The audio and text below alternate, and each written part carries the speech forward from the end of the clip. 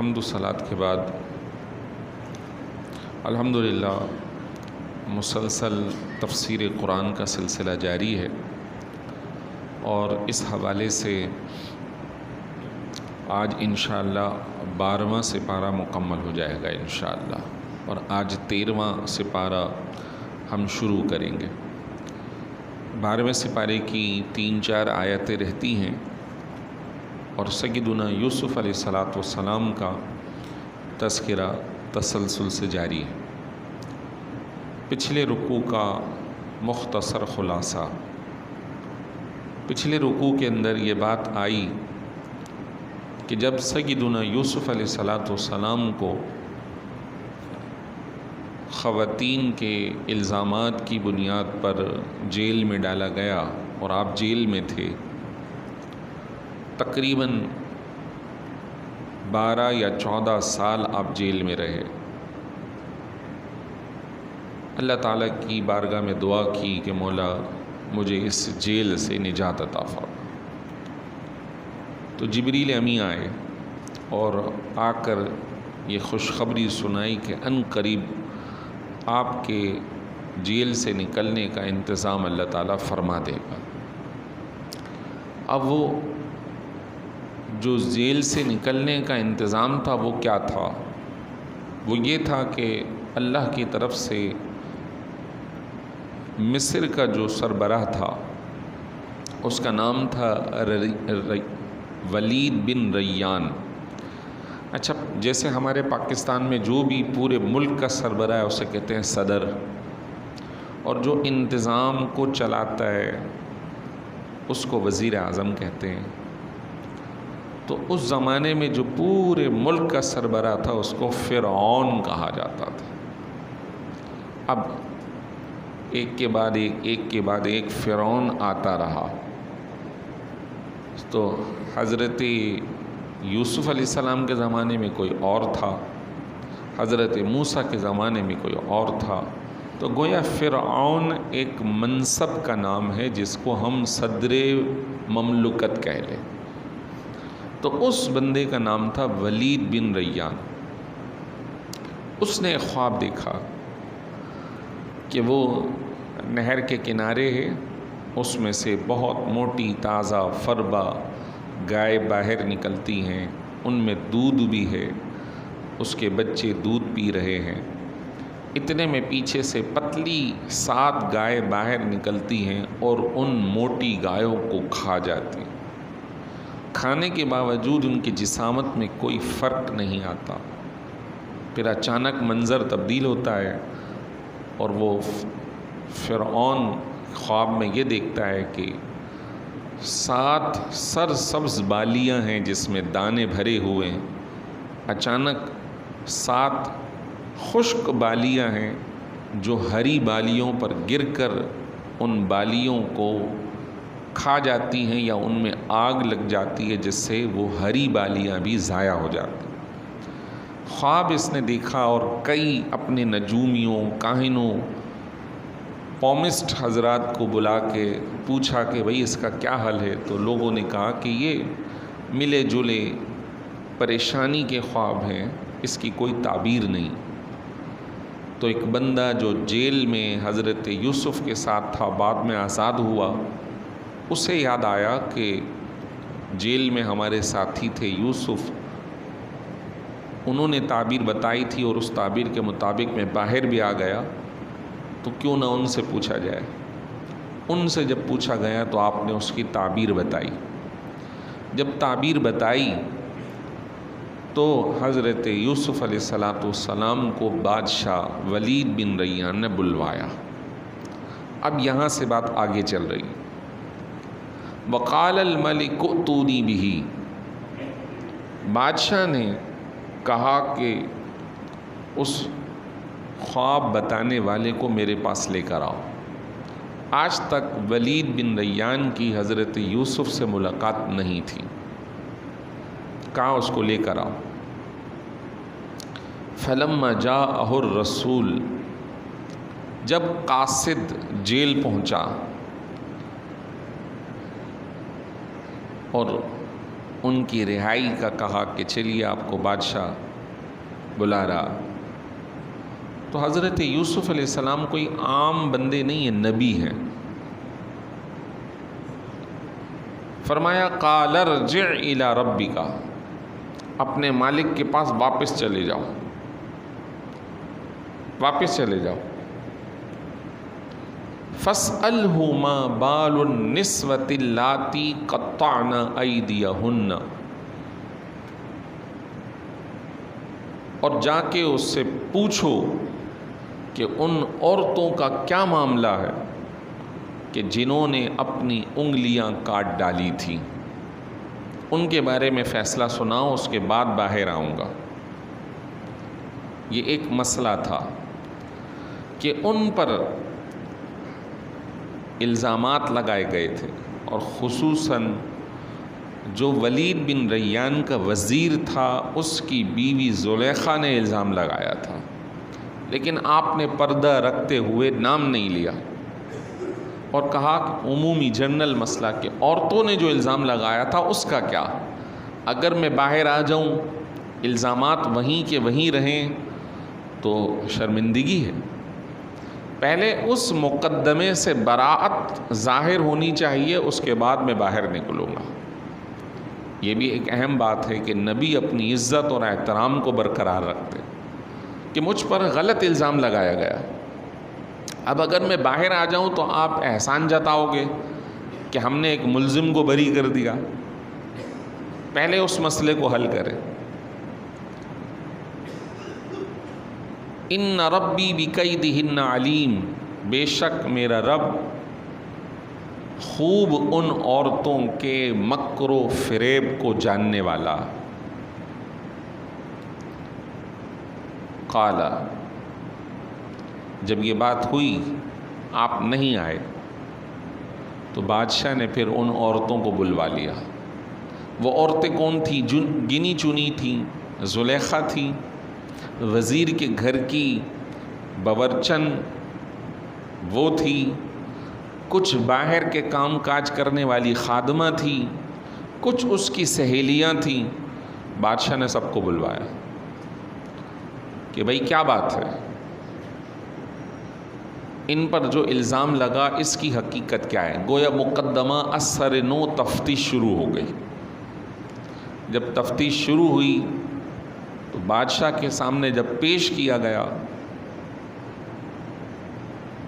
تو بادشاہ نے پوچھا ما خطبکن اذ راوتن یوسف عن نفسہ، اس وقت کیا ہوا تھا جب تم نے یوسف کو اپنی طرف مائل کرنے کی کوشش کی تھی؟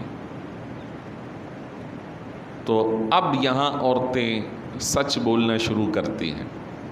قلنا، انہوں نے کہا حاشا للہ، خدا کی قسم، ما علمنا علیہ من سوء، ہم نے ان میں ذرہ برابر بھی برائی کو نہیں پایا۔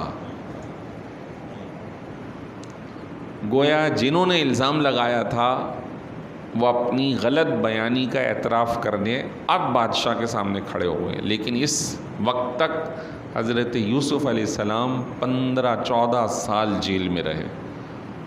مقدمہ اتنا طویل ہو گیا، 15 سال کے تھے یا 16 سال کے تھے، جیل میں گئے، اور جب باہر نکلے تو تقریباً 30-32 سال کی عمر ہو گئی تھی حضرت یوسف علیہ السلام کی۔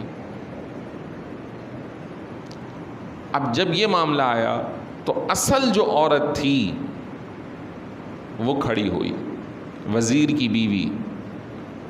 قالت امرأۃ العزیز، عزیز یعنی وزیر کی بیوی نے کہا الآن، اب حس حس الحق، حق بالکل غالب آ چکا، حق واضح ہو گیا کہ ان کی غلطی نہیں تھی، تو میں کہتی ہوں انا راوتہ عن نفسہ، میں نے خود ان کو اپنی طرف راغب کیا تھا، کوشش کی تھی۔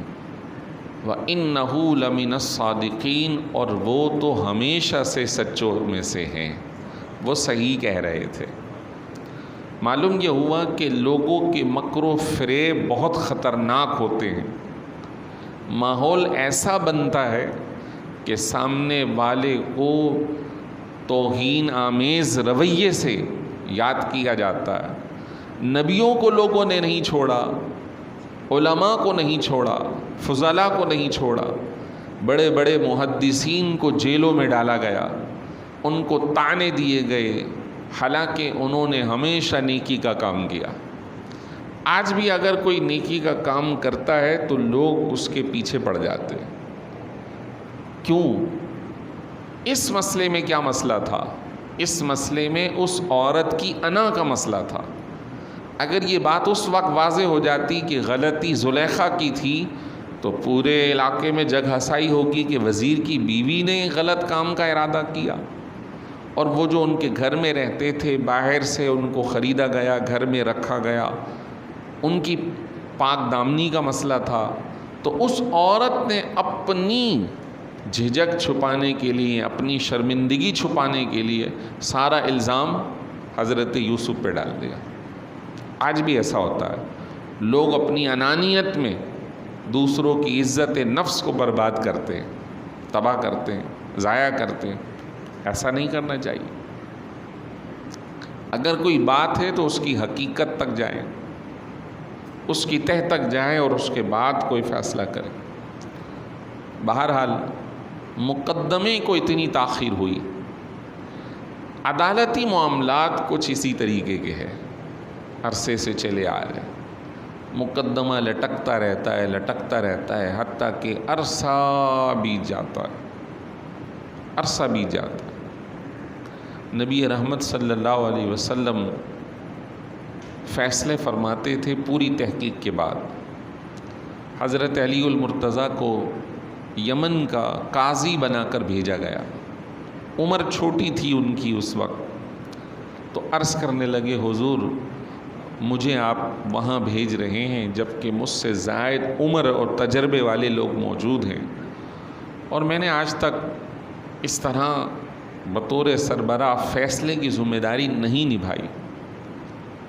تو آپ صلی اللہ علیہ وسلم نے ان کے لیے دعا دی، ان کے سینے پہ ہاتھ رکھا، گویا وہ ہاتھ رکھنا ہی آپ کے لیے فیض کا باعث تھا، اور پھر کچھ تعلیمات دیں اور فرمایا علی جب تک فریقین کی دونوں کی بات اور مقدمہ سن نہ لینا اس وقت تک فیصلے مت کرنا۔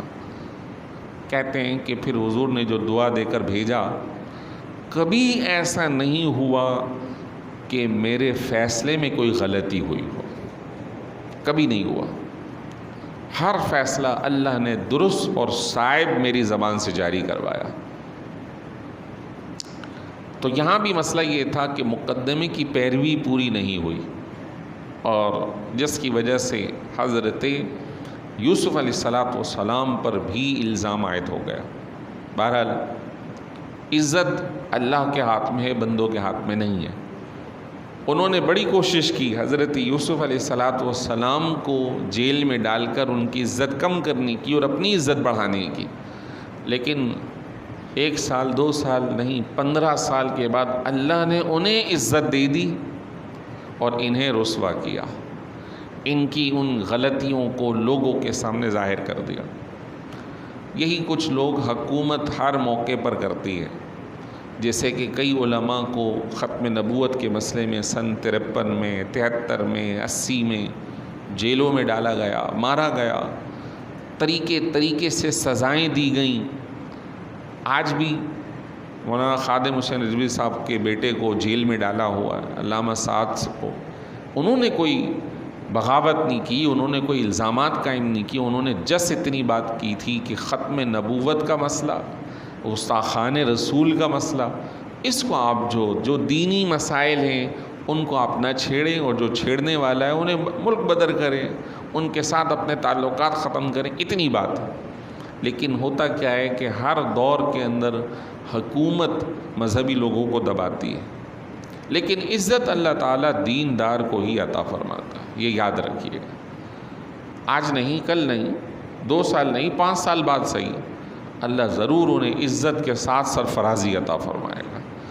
انہیں پچھلی حکومت نے ان کے والد کو دبایا، ان کے جنازے کو دیکھیے اللہ نے کیا عزت اور شان سے نوازا. کل تک جو بک بک کر رہے تھے بعد میں ان کے جنازے کے لیے ترستے رہے. صحیح ہے جی. تو اس طرح بہت سارے لوگ ہیں. پرانے بزرگوں کے اندر دیکھ لیجئے تو امام اعظم ابو حنیفہ جن کے ہم پیروکار ہیں، ان کا انتقال کہاں ہوا؟ انہیں ہر روز کوڑے مارے جاتے تھے جیل کے اندر ڈال کر، اور جیل میں ہی ان کی شہادت ہو گئی. حکومت وقت نے جیل میں ڈالا تھا، عوام الناس نے نہیں. لیکن آج ان بادشاہوں کو، ان خلیفوں کو کوئی نہیں جانتا. امام اعظم کے سب گن گاتے، ان کے عزت اور احترام کرتے. امام احمد بن حنبل اس زمانے کے معتزلی فرقے کے لوگ تھے جو قرآن پاک کے بارے میں غلط عقیدہ رکھتے تھے. اس فرد واحد نے لوگوں کے سامنے کھڑے ہو کر صحیح عقیدے کو بیان کیا. لوگوں نے امام احمد بن حنبل کو بھی جیل میں ڈالا. لوگوں نے، ان کی عزت بہت تھی، شہرت بہت تھی. ایک موقع پہ ایک شہرت والا بازار گیا تو دیکھا کہ سرے بازار ایک شخص کے ہاتھ میں رسی بندھی ہوئی ہے، بازار لگا ہوا ہے، لوگ خرید و فروخت کر رہے ہیں. ایک شخص گھوڑے پر بیٹھا ہے اور ایک نیچے جو رسی بندھا ہوا ہے اس کے پیچھے ہے. گھوڑے پہ بیٹھا ہوا شخص اس کی رسی کو کھینچ رہا ہے، دوسرا اس کے پیچھے اس کو کوڑے مار رہا ہے. اس نے پوچھا بھائی یہ کون ہے، اس نے کیا ظلم کیا ہے؟ تو لوگوں نے بتایا یہ امام احمد بن حنبل ہے. لوگوں نے رسوا کرنے کی بڑی کوششیں کی ہیں، لیکن اصل عزت وہ ہے جو میرا رب عطا فرمائے. یہ سب اللہ تبارک و تعالیٰ کی طرف سے منصوبہ سازی ہے. وہ کبھی دے کر آزماتا ہے، کبھی لے کر آزماتا ہے. اب دیکھیے حضرت یوسف علیہ السلام کو بڑے ہی عجیب لوگوں نے تبصرے کیے اور حقیقت اور قدرت الہی کو ظاہر کیا کہ دیکھیے رب وہ ہے جو کبھی محبت ابراہیم عطا کرتا ہے یعقوب، اور کبھی انہیں سرے بازار بکواتا ہے، اور کبھی جیل میں ڈلواتا ہے. اور اگلے ہی رکوع میں آ رہا ہے کہ پھر فرعون وقت اپنے تخت کو چھوڑ کر حضرت یوسف کو اپنے تخت پہ بٹھا کر اپنے گھر بیٹھ گیا، اور پھر اللہ نے مصر کی بادشاہت اور سربراہی حضرت یوسف کو عطا فرمایا. عجیب منظر ہے کہ کبھی اوپر سے نیچے اور نیچے سے پھر اوپر، کبھی سرے بازار بکوا دیا، اور کبھی آگے آ رہا ہے کہ پورا مصر حضرت یوسف علیہ السلام کا غلام ہو گیا تھا. وہ کیسے ہوا تھا وہ تفسیر آئے گی تو بتاؤں گا. آخر حضرت یوسف نے باہر نکلنے سے انکار کیوں کیا؟ تو خود کہتے ہیں یہ تفتیش اثر نو کیوں کروائی؟ کہتے ہیں ذالک لیعلم، میں نے یہ اس وجہ سے کروایا تاکہ بادشاہ جان لے، اور وزیر جس کے گھر میں رہتا تھا عزیز مصر وہ بھی جان لے، انی لم اخنہ بالغیب، میں نے اس کی غیر موجودگی میں اس کے گھر والوں کے ساتھ خیانت نہیں کی. میں نے خیانت نہیں کی. معلوم یہ ہوا بہترین شخص وہ ہے جو جس جگہ موجود ہو وہاں خیانت نہ کرے، اور بدترین شخص وہ ہے کہ جس تھالی میں کھائے وہیں پہ سوراخ کرے، وہیں چوریاں کرے، وہیں عزت پہ ڈاکے ڈالے. نبی تو اخلاق کے اعلیٰ منصب پر فائز ہوتا ہے.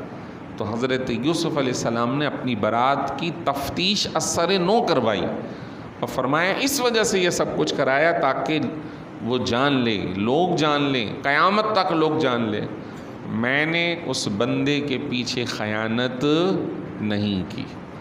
وَأَنَّ اللَّهَ لَا يَهْدِي كَيْدَ الْخَائِنِينَ، اور بے شک اللہ تبارک و تعالی خیانت کرنے والوں کی جو سازش ہوتی ہے اسے راہ نہیں دیتا. خیانت کرنے والوں کی خیانت کو اللہ تعالیٰ ضرور تباہ کرتا ہے. یہ 12واں سپارہ مکمل ہوتا ہے. آگے حضرت یوسف علیہ السلام نے یہ بات تو کہہ دی کہ میں نے خیانت نہیں کی، لیکن پھر فوراً خیال آیا کہ یہ براءت تو اللہ کی طرف سے ہے، اللہ نے مجھے عزت دی، اللہ نے مجھے بچایا. تو فوراً پھر عاجزی میں 13واں سپارہ شروع ہوتا ہے. وَمَا أُبَرِّئُ نَفْسِي، میں بھی نفس سے بری نہیں ہوں. ان النفس لامارۃ بالسوء، جو نفس ہے وہ تو برائی کی طرف ابھارتا ہے، الا ما رحم ربی، لیکن بچ وہی سکتا ہے جس پر میرے رب کا کرم ہو۔ ان ربی غفور الرحیم، بے شک میرا رب بڑا غفور الرحیم ہے، بڑا غفور الرحیم۔ نفس جب یہ عاجزی انہوں نے کی ہے تو پتہ چلتا ہے کہ ہمیں اپنی ذات کے کسی بھی گوشے میں نیکی کو اپنی ذاتی عمل نہیں کہنا چاہیے۔ ہم سے جو گناہ بچ گئے یا ہم سے جو نیکی ہو گئی وہ سب اللہ کا کرم ہے، ورنہ ہم بطور انسان جو ہمارے اندر رکھا گیا ہے نا نفس، وہ ہمیں ابھارتا ہی ہے، وہ ہمیں ابھارتا ہی۔ ہر بندے کے ساتھ دو رکھے گئے ہیں جس کو قرین کہا جاتا ہے، نفس کے ساتھی۔ ایک تو وہ ہیں جو کرامن کاتبین ہیں، اس کے علاوہ دو فرد اور دو چیزیں اور رکھی گئی ہیں جو اس کے قرین کہلاتے ہیں۔ فرمایا ایک قرین وہ ہے جو اس کو نیکی کی دعوت دیتا ہے، یہ نیکی کر لے، یہ نیکی کر لے، اور ایک وہ ہوتا ہے جو اسے گناہ کی دعوت دیتا ہے۔ جب حضور نے بتایا تو صحابہ نے کہا حضور آپ کے بھی دو قرین ہیں کہ ایک نیکی کی طرف بلاتے ہیں اور ایک بدی کی طرف؟ فرمایا ہاں میرے دونوں قرین ہیں، لیکن اللہ نے میری مدد فرمائی ہے، میرا بدی والا بھی مسلمان ہو کے مجھے نیکی کی طرف دعوت دیتا ہے۔ تو نبیوں کا معاملہ الگ ہے، لیکن ہم جیسے لوگوں کا دو قرین مسلسل لگے ہوئے، کوئی نیکی کی دعوت دلوائے گا اور کوئی برائی کی دعوت۔ تو ہمارے اندر جو نفس ہے اگر کوئی نیکی کا کام کر لے تو ہم تو ایسے بن جاتے ہیں جیسے بڑے ہم نے کوئی پہاڑ توڑ لیے، ہم نے کوئی بہت بڑا کارنامہ انجام دے دیا، حالانکہ یہ ساری نیکی اللہ کی طرف سے، یہ برائی کا بچانا اللہ کی طرف سے۔ اگر آپ سے مجھ سے کوئی کام نیکی کا لے لیا گیا، کوئی نیک کام سپر کر دیا گیا، تو اس میں اپنے آپ کو انانیت کا شکار نہیں کرنا چاہیے کہ میں بہت بڑا ترم خواہ ہوں۔ نہیں، یہ اللہ ہی ہے جو کسی سے نیکی کا کام لے لے۔ اللہ جب چاہے بندے کو رسوا کر دے، جب چاہے بادشاہت سے غلام بنا دے، جب چاہے منصب سے معزول کر دے، اور جب اللہ عزت دے تو دوسروں کو بھی عزت کی نگاہ سے دیکھنا چاہیے، دوسروں کو بھی عزت اور احترام کی نگاہ سے دیکھنا چاہیے کہ انسان کا تکبر، اس کا بڑا پن اسے ملیا میٹ کر دے گا، اسے تباہ اور ضائع کر دے گا۔ کیا شیطان کو نہیں دیکھا کہ شیطان کے بارے میں موجود ہے بڑا عبادت گزار تھا، معلم الملائکہ تھا، لیکن پھر کیا ہوا؟ ایک ذرہ کے تکبر سے، ایک حضرت آدم کے سامنے ان کی عزت کرنے کے مقابلے میں آنے کی وجہ سے اللہ نے قیامت تک مردود کر دیا۔ فرمایا کہ اس کو سجدہ کرو، یعنی عزت کرو، یعنی حضرت آدم علیہ السلام کو کہا کہ میں نہیں کروں گا سجدہ، کیونکہ مجھے تو آگ سے بنایا ہے، ان کو مٹی سے بنایا ہے، میں کیوں سجدہ کروں؟ آگ کا کام ہے کہ وہ اوپر کی طرف جائے، اس کی حیثیت میں علو اور بلندی رکھی ہے، جب جلتی ہے تو وہ اوپر کو جاتی ہے، اور خاک میں خضوع یعنی نیچے رکھا، جب پھینکو تو وہ نیچے جاتی ہے۔ تو فطری اعتبار سے بلند والا نیچے والے کو کیوں سجدہ کرے، اس کی عزت کیوں کرے؟ تو بظاہر وہ ملائکہ کا سربراہ رہا، لیکن تکبر نے اسے ہمیشہ کے لیے برباد کر دیا۔ آج بھی ذرا سی ایک سیٹ مل جاتی ہے کسی بندے کو تو وہ یہ سمجھتا ہے کہ میں خدا بن گیا ہوں، وہ دوسروں کی عزت اور احترام کو اچھالتے ہیں، برباد کرتے ہیں۔ اللہ اس سے بڑا قادر مطلق ہے، اللہ اس سے زیادہ عزت والا ہے۔ فرمایا قل، اے حبیب کہہ دیجئے، اللہم مالک الملک، اے بادشاہوں کے بادشاہ، تؤتی الملک من تشاء، وَتَنزِعُ الْمُلْكَ مِمَّنْ تَشَاءُ، تو جسے چاہے بادشاہت دے، جس سے چاہے اس منصب کو، عہدے کو چھین لے۔ وَتُعِزُّ مَن تَشَاءُ وَتُذِلُّ مَن تَشَاءُ، جسے تو چاہے عزت دے دے اور جسے تو چاہے ذلت دے دے۔ بِیَدِکَ الْخَیْرُ، ساری خیر تیرے ہی ہاتھ میں ہے۔ اِنَّکَ عَلیٰ کُلِّ شَیْءٍ قدیر، تو بے شک ہر شے پر قادر ہے۔ اللہ اکبر۔ جب بادشاہ نے یہ سارا مقدمہ سنا، آپ کی برات کو دیکھا، آپ کے سارے معاملات کو دیکھا، آپ کی عاجزی کو دیکھا، تو فرعون وقت ولید بن ریان نے کہا کہ میں آپ کو اپنا خاصم خاص بندہ مقرر کروں گا۔ اب یہاں سے دوسری آیت سے انشاءاللہ ہم اگلے ہفتے سماعت کریں گے۔ اللہ تعالی ہم سب کو دینداری کی توفیق عطا فرمائے۔ وآخر دعوانا الحمد للہ رب العالمین۔